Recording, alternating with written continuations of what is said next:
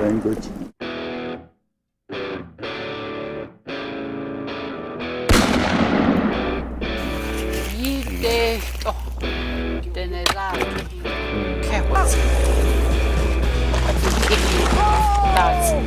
Hello and welcome back to the Weighted Native Chronicles.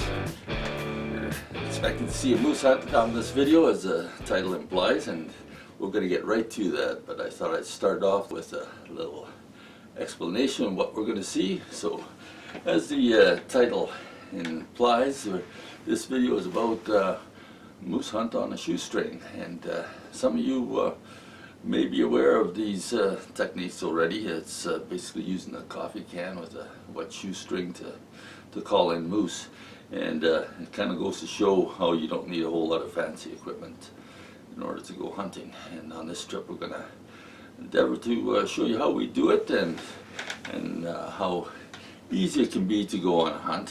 One of the advantages of going out moose hunting at a time when they're rutting is if you don't have an ATV, which we don't, you can get the moose to come to you instead of you going way out into the bush and having to get a moose out.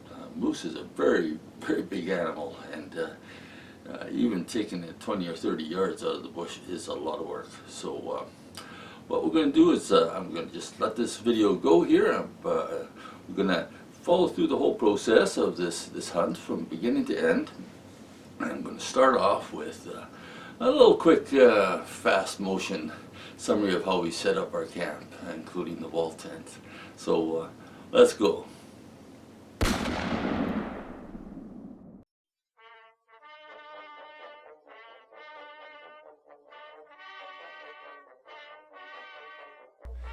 If you want to hunt comfortably, especially if you're in the Canadian North where nights get cold, a good wall tent is a real asset. This one here is about 50 years old. It's got a design that I really like. It's just 2x2s along the side. Each 2x2 has nails pounded into the end that stick up a little bit, and those nails go through the grommets on the perimeter of the tent top. As you can see, we're hooking them in there, and then just a good strong rope. Just quickly pop these things into place. It doesn't have to be perfect to begin with. You just get those sides up there, as you can see we're doing, and then we can work along the sides of the tent. We have the ridge pole also that goes along with this tent. We'll slide in once we get the side pieces set up. So this tent is quite heavy, triple seamed. We've been using it for, well, it's handed down to me from my father, so it's good 50 years old. It still works perfectly. Next thing we're going to do is we're going to set up the ridge poles. Once I have a beer, and then once we get the ridge poles in there, which are also very heavy construction. This is not a tent made for backpacking, by the way. It's pretty heavy. So we get that in there, and I'm going to get the wood stove in there. You'll see the wood stove that we use is also as old as a tent, but it's a very tall wood stove, and I would caution people thinking of going into this type of tenting with a wood stove to avoid wood stoves that have a very shallow height, because when you're sleeping in a tent and it's cold weather outside, you want that fire to burn for a long time. So you've got to have a deep wood stove, something that you can pile the wood up on and then close the air off into, so it burns just very slowly and slowly kind of roasts away on coals through the night. And even at that, you're still going to have to get up probably every 3 hours just to throw a few more chunks of wood into it. So here we have our wood stove. See, on the tent it has a hole in the roof that is asbestos lined, which I doubt you can do anymore, but there's other methods of doing that, I'm sure. And I just carry all these pieces of this pipe. As you can see there, got to have a little spark deflector as well. And pretty simple to set this thing up, very light. Get that centered out of the hole. Pop that together there and we're good to go. Once we have the stove in place, next thing we just have to get the cot unfolded and slide that in there. We have a double wide one, so it's actually really nice. Two bodies together give more warmth, right?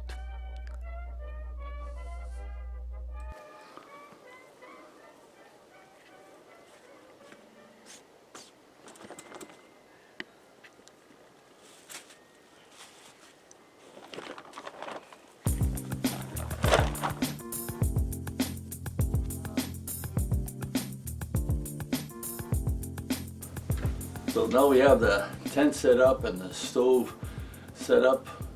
Now we need to get some wood for that stove. That's another part of this style of hunting that you have to be prepared for. You have to be able to gather lots of wood.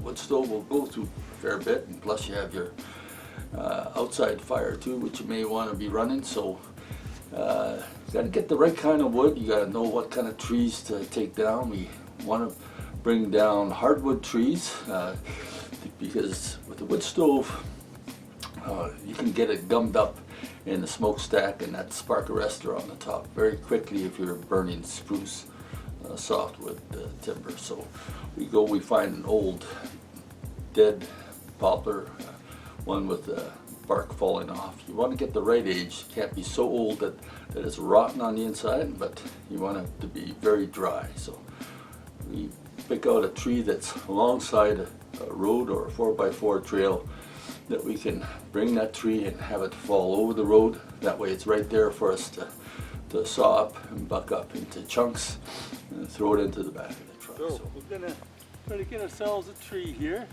This is a pretty big tree for a little 14-inch saw, a little tool in P3314. Bought for 99 bucks. We've been using this for a long time, and it works actually pretty good. Run, prime it a bit.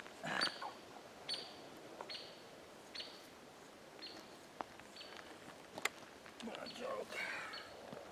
Let's see here.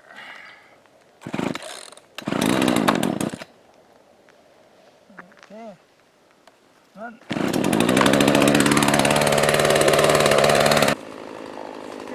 Start breaking her down. Okay, which way you want me to go? I'm going to go towards the truck.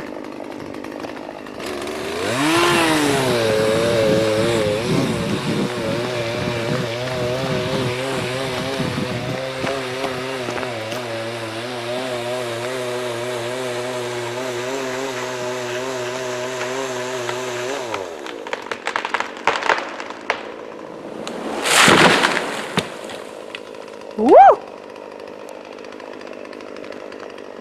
Yeah, that'll last us for a while.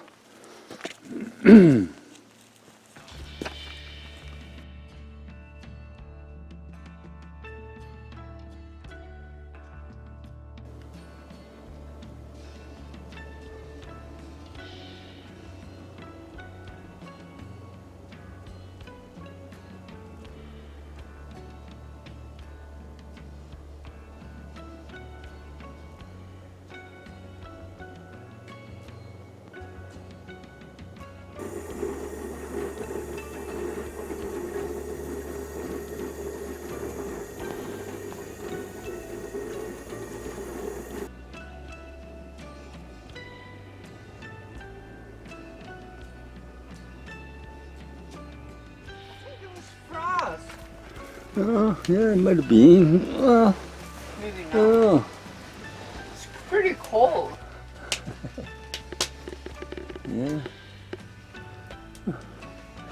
It's good coffee, isn't it? Yeah. Oh, I think we can have a second cup. More, please. What? What a spoiled brat.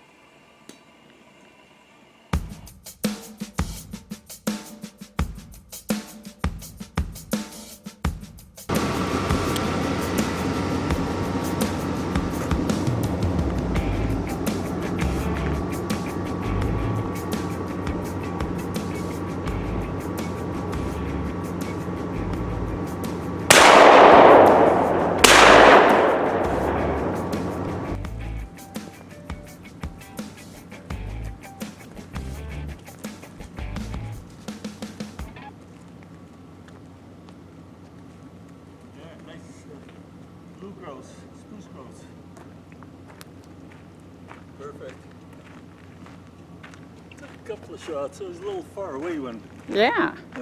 went for him, eh? Yep. Awesome. But, eventually some of the pellets got him good enough.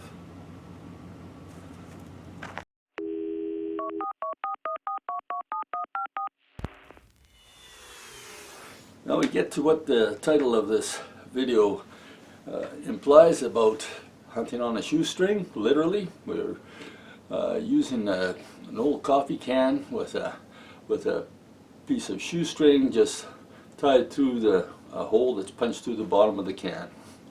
And you wet that string, and then you can just take your fingers, and Gladys is very good at that. She just pull that and make a wah type of sound that really carries well into the bush. So I'd like to include a few clips of that just to show you what we're up to. So let's take a quick look at this too.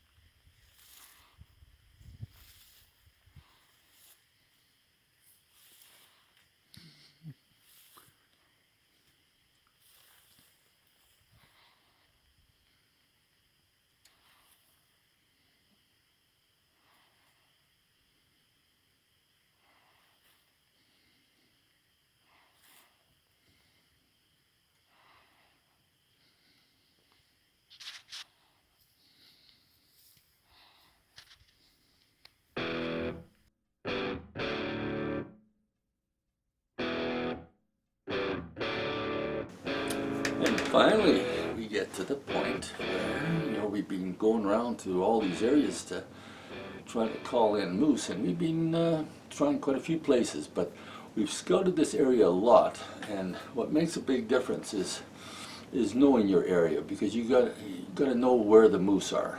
We just stopped the truck on the 4x4 trail and started calling with the moose calls again, and well, look what came wandering up the trail for us. Nice, healthy looking animal. That's going to be lots of meat for the freezer. Excellent.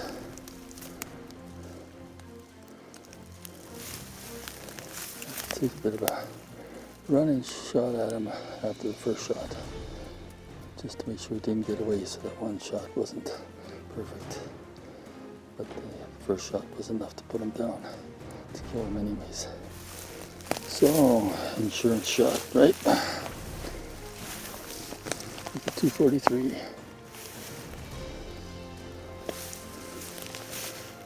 Nice animal.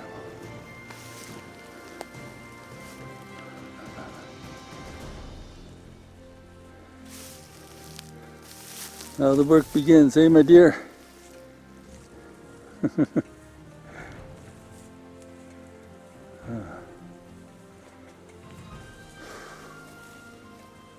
Very high bush around here. You can just barely see a moose over top of these spruce.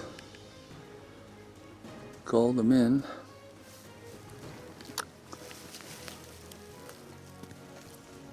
They came within a couple hundred yards, something like that, and then was a little reluctant to come further. So took the shot when it seemed he wasn't going to come any closer. And that was all there was to it. Just a little 4x4 trail here that we were on earlier today. Decided to come back here. There's lots of moose sign. And we were right. So, great. It's about a little after 7, so we better get to work on this. We've got a Coleman lantern with us. We've got all the stuff we need, ropes, meat saw. So if we get to work on this, we shouldn't be in too bad shape, not too far to haul it to the truck. So once you have this big animal down, it's up to you to get it out of the bush. And you're not going to haul an animal like the size of a horse out of the bush by just pulling on its antlers with a couple of people. So you've got to cut it up, field dress it right there on the spot. It took us a while, but we got her done. We're working away at it. Hind legs off. Doing it kind of the gutless method. Now we're going to take the front legs off and take the back straps off.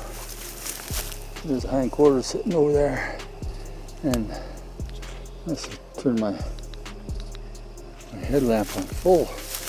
There, now we can see better.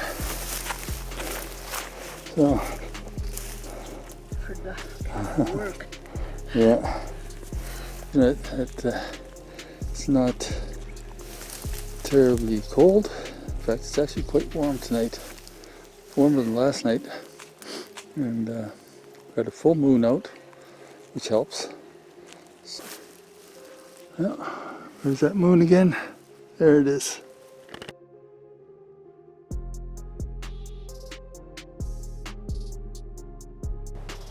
Well, we're wrapping up this hunt from the Way to Native Chronicles, and I want to thank you for your subscribing to this channel if you've already done so, and if you haven't subscribed, I encourage you to do so, because that's what keeps this content going. We've had a great time on this hunt. It's been successful. As you can see, we harvested a nice healthy bull moose. We called that one in using the coffee can and the shoulder blade, and rattling against the bush like antlers. It's mouth calls for moose grunting. So took a little bit of patience. When you're hunting, you got to stick with it and persevere, because when we came out here, unlike a lot of times, we never saw any game at all. Not even a deer or a wolf or a bear or nothing.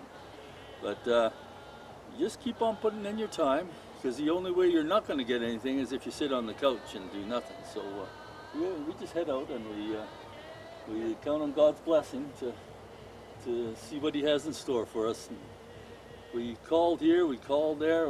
The place where we finally got this moose was on that 4x4 trail that we traveled a long ways into, I guess a good mile into the bush. It's a trail that we've attempted to travel before with the truck, but it's so mushy and soft, we couldn't get very far before, and it was always a little bit iffy. But the ground conditions are very dry right now. We were able to get far in, and then we began calling, and this moose didn't come in until about a half hour until after we started calling. So you got to be patient. We've got the meat all loaded into the truck. We didn't bother hanging it from pole in camp, because we're going to head home right now, and we'll get this animal hung up on the rafters of the garage, and then the following day or so we'll start butchering it up. We do all this ourselves. But I put spruce rods in between the Oh, meat, yeah. so it's just Yeah, so it's all sitting in the back of the truck, but Gladys puts layers in spruce boughs, puts the meat on, put another layer of spruce boughs, puts meat on, and it gives a little bit of an air cushion, keeps the flies off and stuff like that. Way to Native Chronicles has been a project of ours. We like to share what we do. Put it from it's called Way to Native Chronicles for a reason, eh? Gladys's treaty, she's Dene Tha. A lot of what we do is according to her ways, and a lot of what I've learned is from her people too. So it's our channel is sort of a blend, and I don't really see much of that out there nowadays with YouTube channels. Is native culture and their hunting is such a huge part of hunting, at least in Canada, and you don't see much attention paid to it. But it needs its own space too, because there's a lot to be said for it. The way that they go about things, also in a spiritual manner, in terms of prayer and that type of thing that's involved in the hunting. You probably want to say a word or two.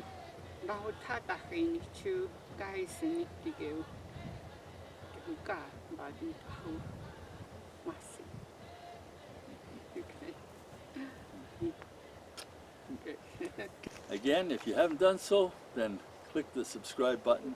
There's also a notification bell that you can click so that you're notified when the next video comes out. Till next time, God bless, on the Way to Native Chronicles.